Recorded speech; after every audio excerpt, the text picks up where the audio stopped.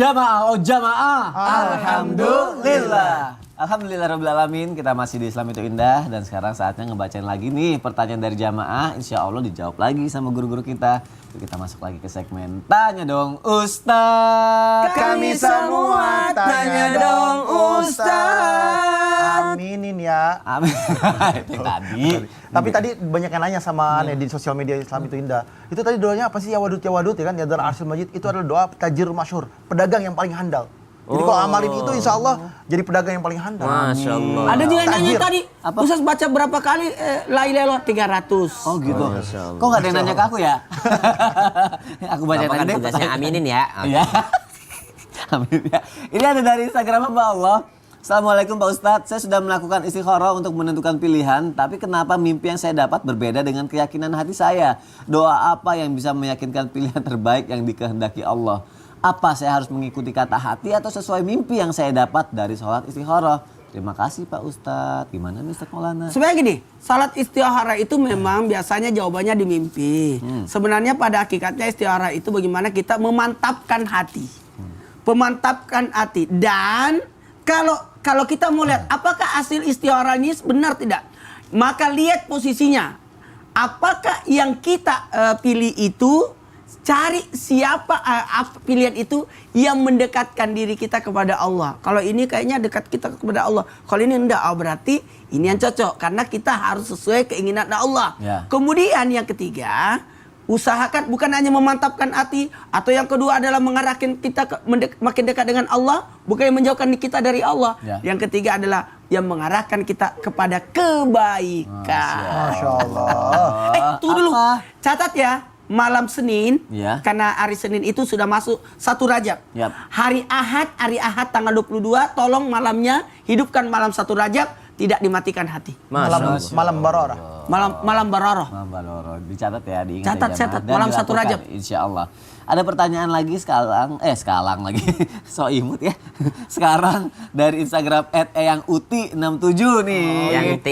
Yang Uti. Assalamualaikum Ustadz. Selesai sholat tahajud terus zikir dan berdoa baru sholat witir.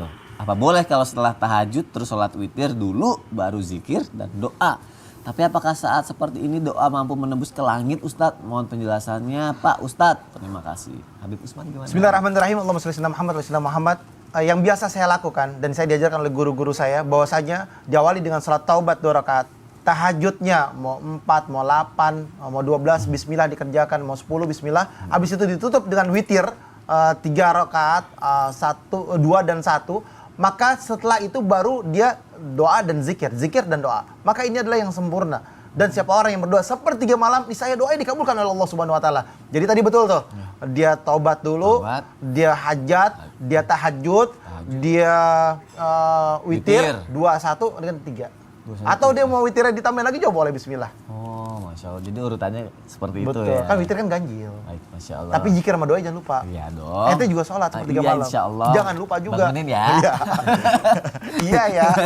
Baik, terima kasih guru-guruku dan semoga terjawab ya jamaah yang ada di rumah. Sekarang jamaah, kita sama-sama akan mendengarkan muhasabah dan juga dilanjutkan doa yang akan dibawakan oleh Ustadz Syam.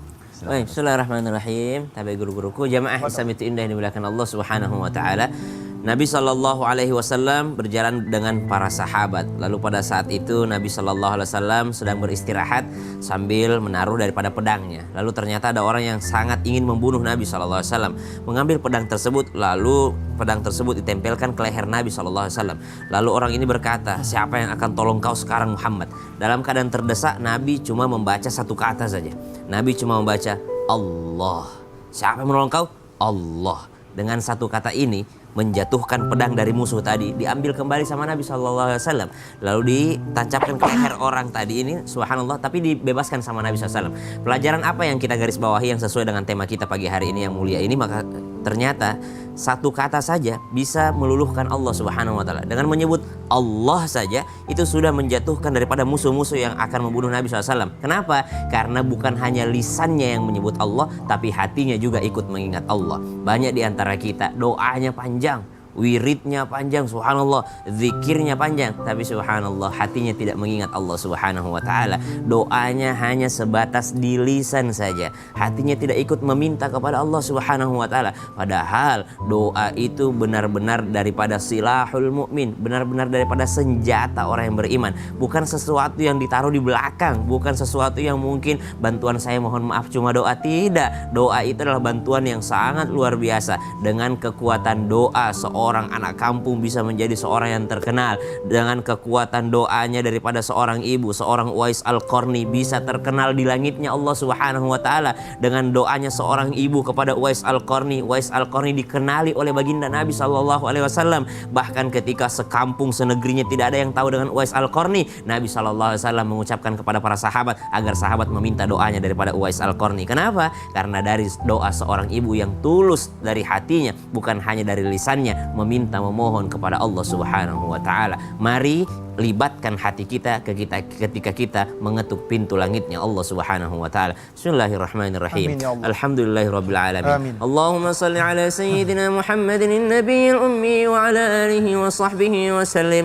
Allahumma antal ghani, ya Allah engkau lah yang maha kaya, wa nahnul fuqara, dan kami ini membutuhkan pertolonganmu ya Allah ya rabbal alamin. Wa sallallahu ala sayyidina Muhammadin walhamdulillahi rabbil alamin. Insyaallah, terima kasih kepada guru-guruku yang tercinta. Insyaallah besok kita ketemu lagi ya jamaah. Wassalamualaikum warahmatullahi wabarakatuh. Waalaikumsalam warahmatullahi wabarakatuh.